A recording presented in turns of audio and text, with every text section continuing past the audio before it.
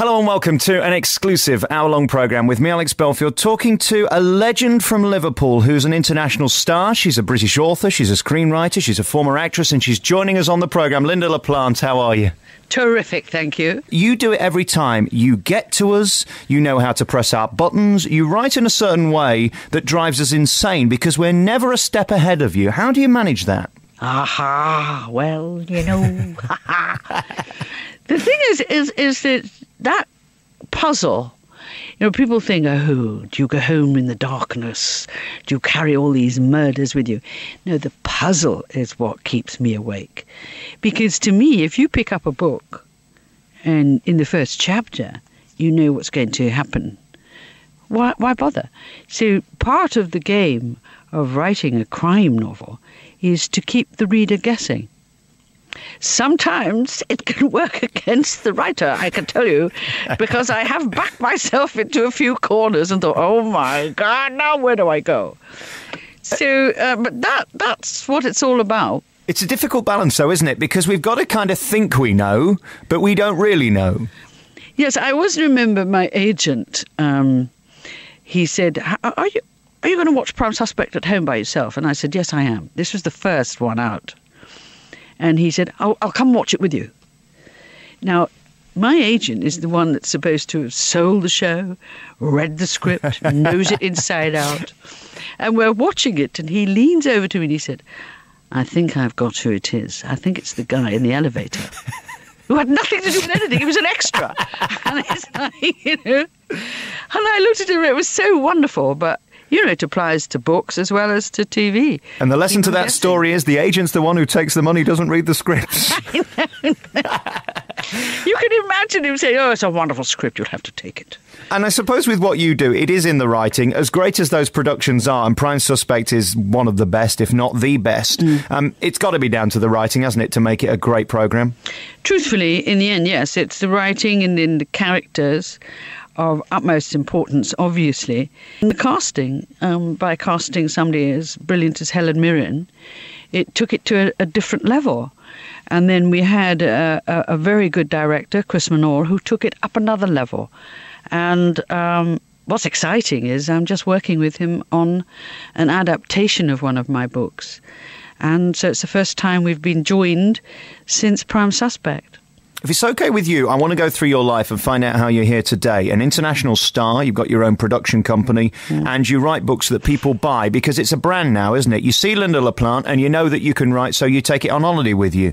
You were born in Liverpool. What were you like as a child? Were you always curious?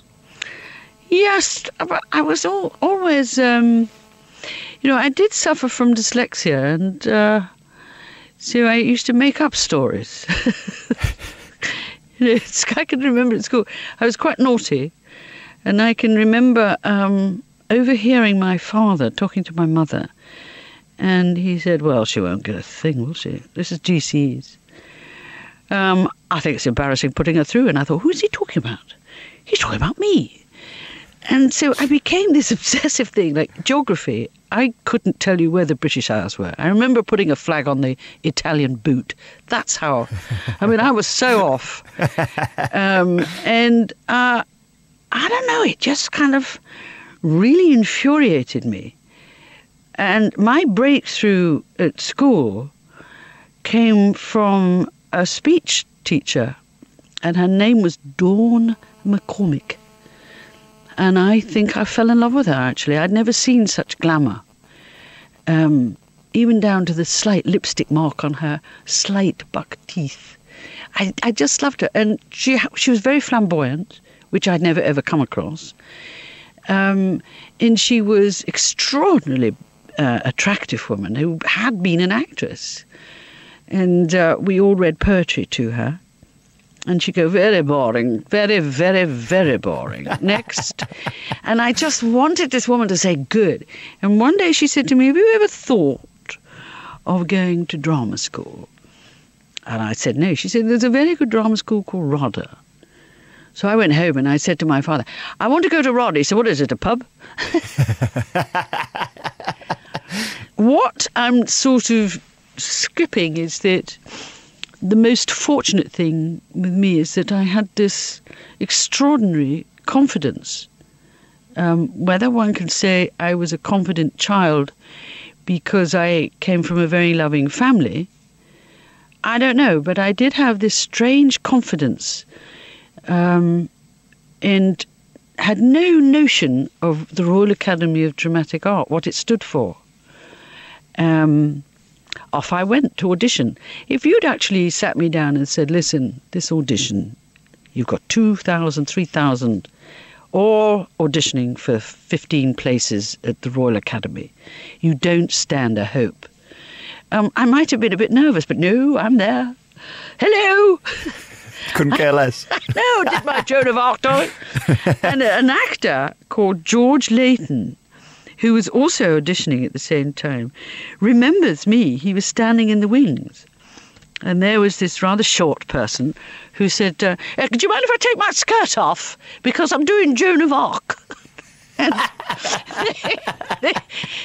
these examiners were... I remember this droll always saying, no, as long as it's just your skirt.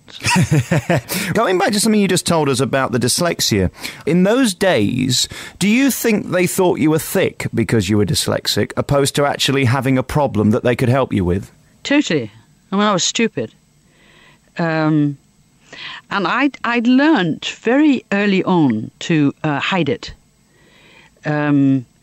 And so reading was a problem. And I learnt at drama school to get somebody to always read something to me. It makes you have the most extraordinary memory,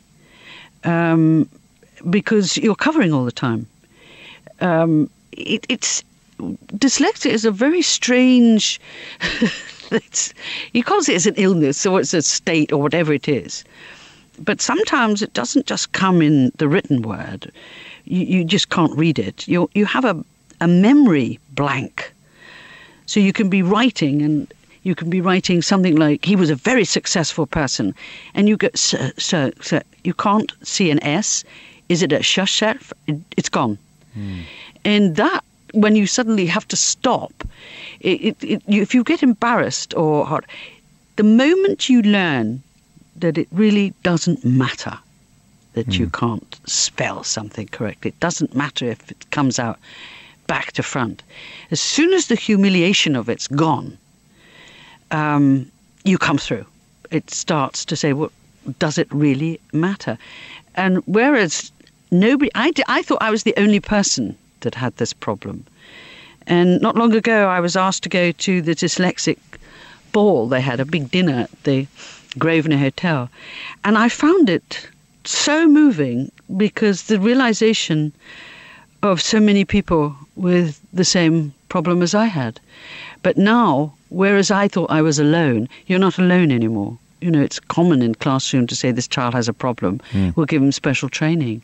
So it's a bit like having a stutter then. The more you think about it, the harder it becomes. When you don't think about it, it's less prevalent. Absolutely. Absolutely. That's absolutely it. Yeah. How do you deal with your dyslexia today? Has it gone away more? Have you learned to cope with it better? I've learned to cope with it a lot better, but basically the first time I used a typewriter was a breakthrough because of the pace of learning to type, and you weren't facing that block so quickly all the time. Then from the typewriter to computer, I don't bother with spell checks. People say, oh, it's easy now with a spell check. Because, I mean, if I corrected a misspelling, I wouldn't even know if it was right or wrong. What I've learned is that no matter what the technique I'm using now, I still revert to making sure I have somebody correct it before it goes anywhere. Because you do get people thinking, good heavens, this is a load of rubbish. And you know, I remember watching somebody reading a script, and one of the most vital areas in the script was about a pawn ticket. And of course I'd spelt pawn incorrectly all the way through.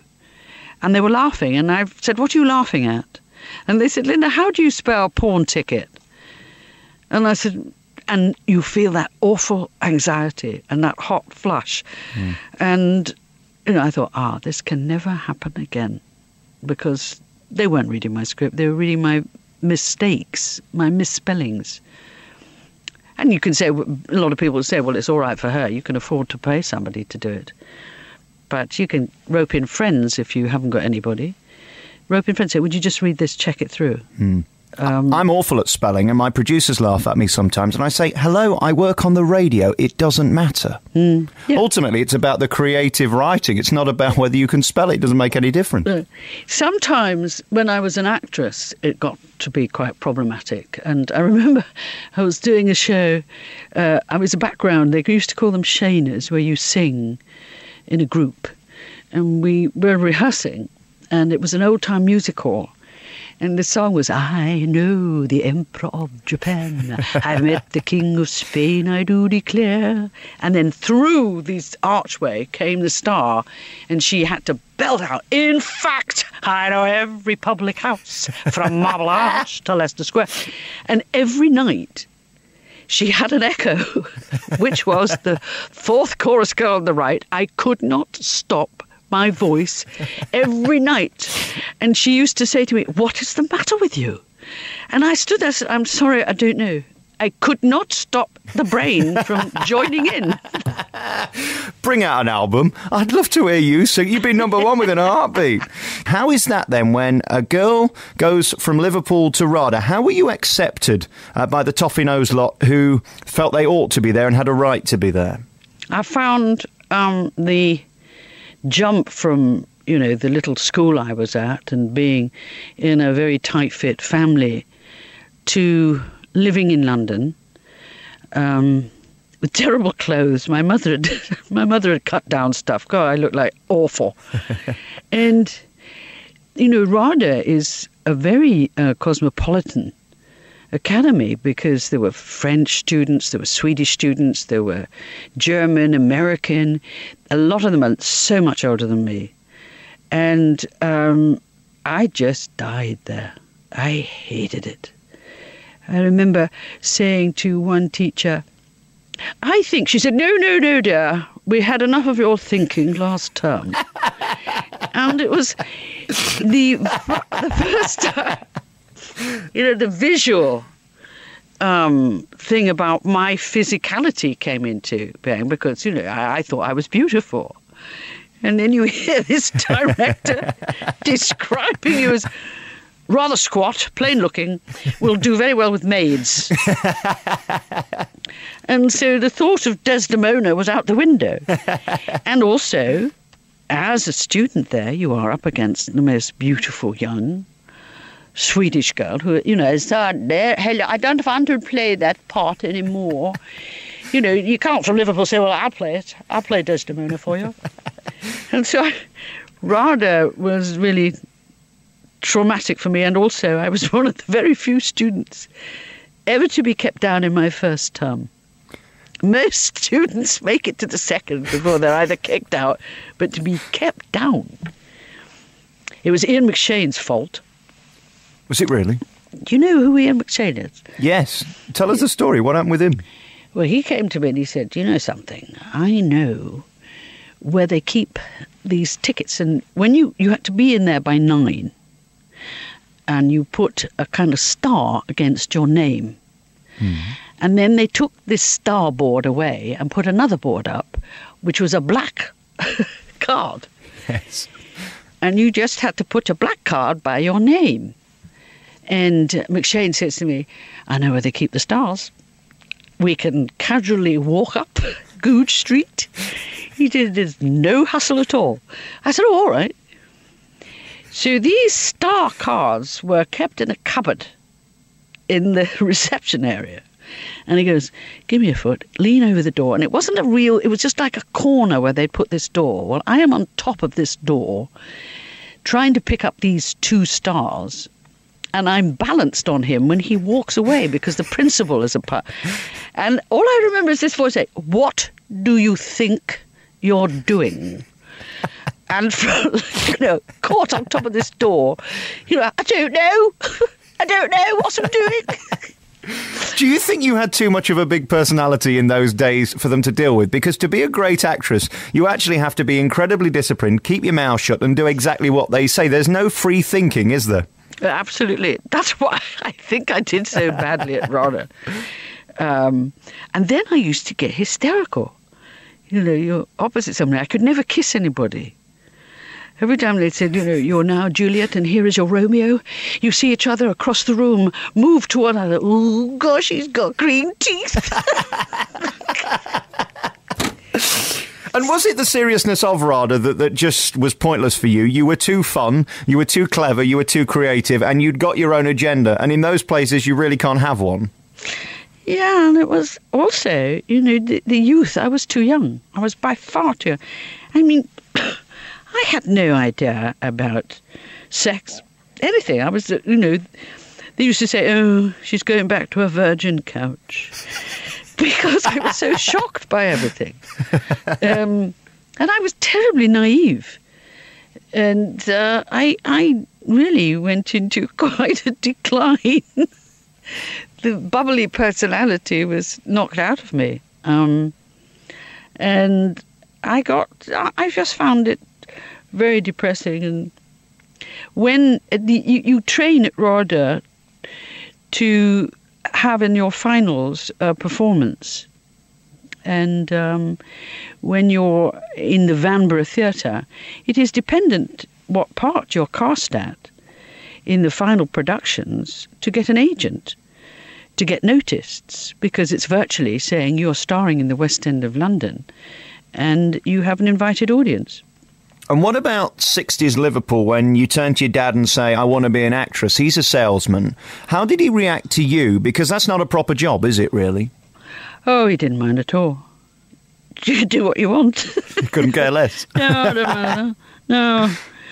No, that's all right. He didn't worry at all. Anything that keeps you busy? Yes, just get rid of her. And the Liverpool accent, did they kick that out of you at RADA? Where did that disappear to? Because I don't hear much of that. No, because, I'd had the elocution. Ah. I was very posh. I was very, very posh when I went to RADA. In fact, the voice teacher, she was a horrible woman too. You're not selling this well for RADA, are you? No, we used to have to stand on this table and say, the lotus blooms below the barren peak. The lotus blooms by every winding creek. And, she said, now, what's important is that when you first come to RADA, if you've got a Manchester accent, you should knock it out of you, because you will only be playing Manchester parts. So my intention is to be able to describe to every single person here where they come from. And so she asked people round the room to read this, the lotus blooms below the barren peak. So, because I had had elocution with Dawn McCormick, I was able to read it. The lotus blooms below the barren peak. And she said, stop, Kensington. So I said, no, actually, I'm not Kensington. She said, where do you come from? And I said, Liverpool. So she hated me from day one. And very finally on the RADA thing, were you a good actress or were you too funny and too much of a personality to do it well? Well, I never really got much opportunity to act. I was always an extra, carrying a tray across the stage. Did you carry the tray well, though? No, dreadful, because I've got quite short arms. And what was amazing was, my family. I mean, I come from a totally non-theatrical family. And I think the greatest theatrical event in my family was Brian Rix's Whitehall farce. And, I'm asked when I was at RADA, where I would like to be performing. Most people say, oh, the Royal Shakespeare Company, the National Theatre. There's me saying, oh, I'd like to go to Brian Rix's Whitehall Theatre. And you think, oh, poor girl, get her out. Lynda, I just want to check before we go any further. When you say RADA, you don't mean the Rochdale Hairdressers Association. You are talking about the one in London, are you? The Royal Academy of Dramatic Art. I just wanted to check. We found out then RADA didn't go so well. How did you get out of that and what did you do next? Well, strangely enough, I auditioned for Brian Rix's Whitehall Theatre. And I was auditioning for the part of Cynthia. And I think it was called One for the Pot. And when I went in, Cynthia was, oh, Auntie Jo, would you like a cup of tea? And they always had these very posh girls. And so I got on the stage and I was reading Cynthia. And there's this voice that, thank you very much. Next. I thought, oh, well, I haven't got that.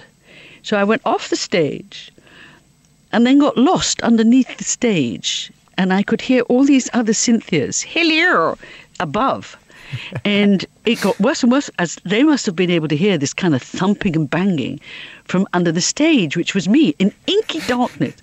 So what I didn't also notice was that as I was kind of picking things up and trying to find, I was filthy. I had black all over my face.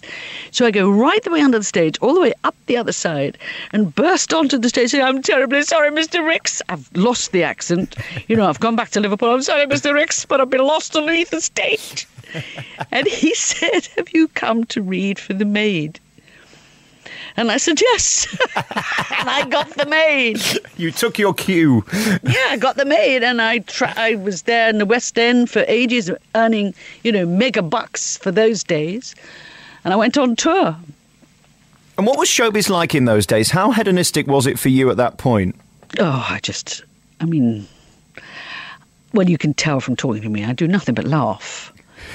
And I was always incapable of keeping a straight face, even on the stage. But then in those days, they were outrageous. They said, "Would you like a cup of tea?" You had to be very careful what was in your cup. It could bloom like a flower, or there'd be a large bug in it. But it was wonderful experience because I learnt from great professionals then. Pratfalls, double trouble trips, and comedy timing. And I think it stayed with me, that comedic kind of timing in writing in everything that I do. And what about the people you work with who were good? Did you learn about how to be serious, although you perhaps didn't want to do it yourself? No, it was we were on tour with the Brian Ricks comedy, and we got to Liverpool. And there was a wonderful director called David Skase who ran the Liverpool Playhouse Theatre. And he came round to see me. And he said, "I want to talk to you." He said, "I have never seen an actress like you in comedy." He said, "You're using every ounce of your body and your timing is very good. I think you should start to do some serious acting." And so I left Brian Ricks to join Liverpool Playhouse. And then you went on to write later on. How was that transition then, that you went from being the star of the show, the character, the personality, to the person who was behind the words? That's completely different, isn't it?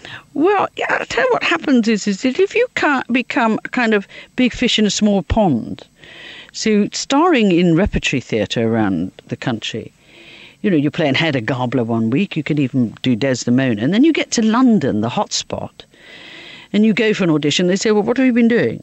"Well, I've just played Hedda Gabler." "Well, I didn't see it, so what else have you done?"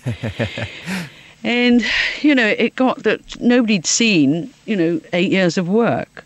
And so from there, you have to start almost again. And you're going for commercials, you're doing anything to keep the money coming in. And I played the most extraordinary variety of roles for TV, but they were all prostitutes. Because I was short, red-haired, and from Liverpool. And so when they did the show, Melvin Bragg did a show with me, they clipped together all this footage of me. "Hello, you're right, darling. Hello. Are you going that way? Do you want a lift?" And it was I had no idea. I'd fallen out of so many cars, doors, windows. And I was working in a show with Jill Gascoigne, and it was a detective show. And by this time, as an actress, I had, worked at the Royal Shakespeare Company. I'd worked at the National Theatre. I had been doing fringe theatre. But that voice used to come back to me of the principle of RADA. "You will never really be very successful until you're in your 40s. You're rather short-legged. You're not very attractive." And it used to haunt me, that voice. And there I am with Jill Gascoigne on this thing. And I said, "Could I have a go at writing a script?" And they said yes. Lesson 1 I learnt was, if you're writing for a successful TV series, you do not create a leading role for yourself. You create one for the leading actress. But everything was turned down, apart from one treatment. And I've said this for many years, but it's the truth.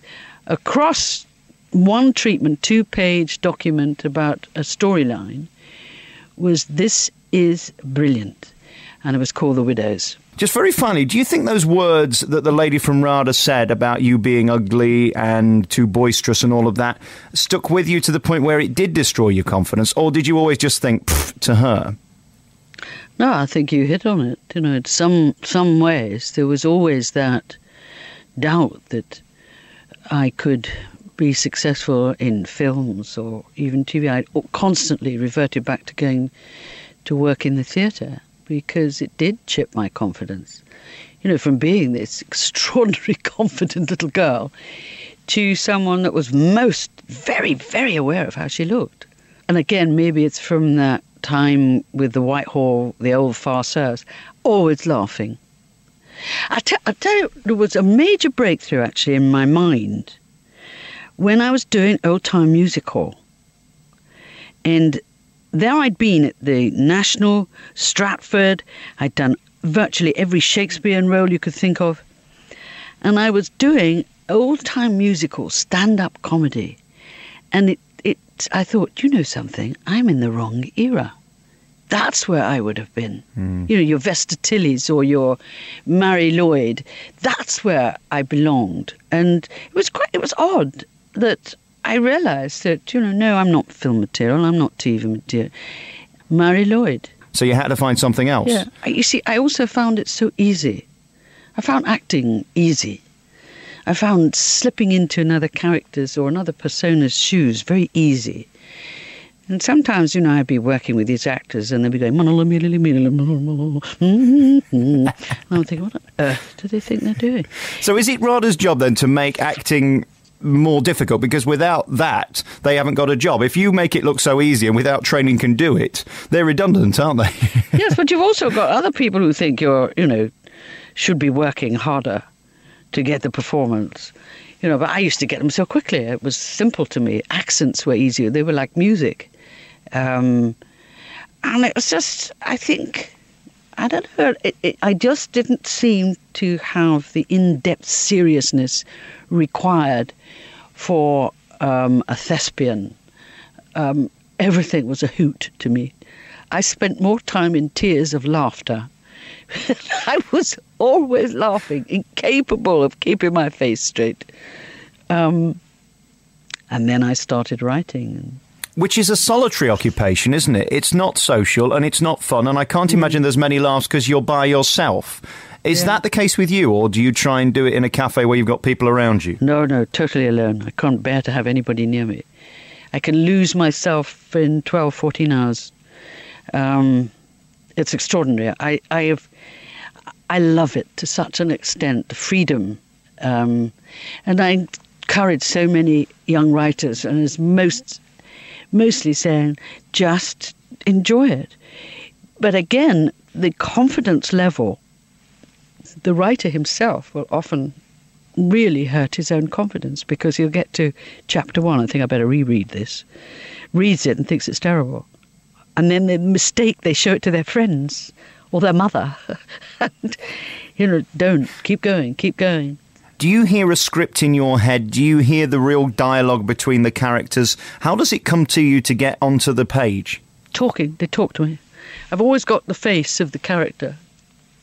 Sometimes by going to source, to interview, to do the research, one of them will step forward and become the face of the character. And apparently, I am pretty eerie in my little closet room because, you know, I'm talking away to myself. Not only am I talking away to myself, I'm laughing and I'm crying and I'm saying, oh, this is so amazing. You should be locked up, really, shouldn't you? I know, yeah. But it's a wonderful release too. You know, you feel. I mean, when I was writing Deadly Intent, I actually cornered myself. And by that I mean I'm rolling this script. I'm going with it. I'm loving every minute of it. Created this great character. And suddenly, I had cornered myself with the plot. I'd love to hear any listener who can say, I know where you did that in the book. I'll find it. Because I suddenly thought, oh, now what do? I don't know where to go from here. And it never happened to me before. I did get out of it.